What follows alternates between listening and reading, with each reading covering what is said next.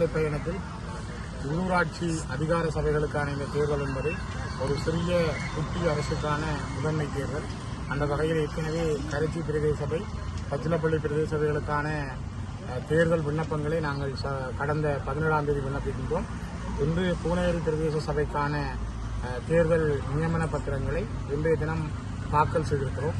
குறிப்பாக பூனேரியில் உள்ள 11 வட்டாரங்கள் முழுமையாக மக்கள் எங்களுக்கு ஒரு ஆணையை தருவார்கள். ஏற்கனவே கடந்த தேர்தலிலும் 11 வட்டாரங்களிலும் நாங்கள் பூரண வெற்றியை பெற்று பூனேரி பிரதேச சபையினுடைய ஆட்சியை எங்களுடைய கையில் எடுத்து நிறைவான பணிகளை ஆற்றியிருக்கிறோம்.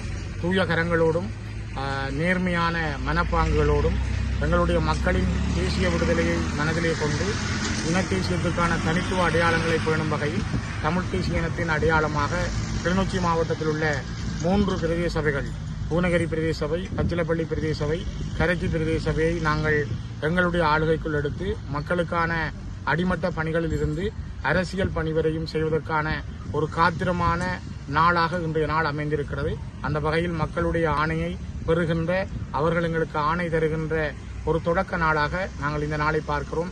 மகிழ்ச்சியோடும் நல்ல மனதோடும் தூர நோக்கோடும் எங்கள் மக்களுக்கான பணிகளை ஆற்றுவதற்காக நாங்கள் எங்களுடைய கரங்களை இறுக்கமாகவும் ஒற்றுமை உணர்வோடும் இறுகப்பற்றி நிற்கிறோம். அந்த வெற்றிக்கான பாதை தமிழ் தேசிய இனத்துக்கான நல்ல ஒரு அடையாளத்தை தரும் அந்த நம்பிக்கையோடு பயணிக்கிறோம்.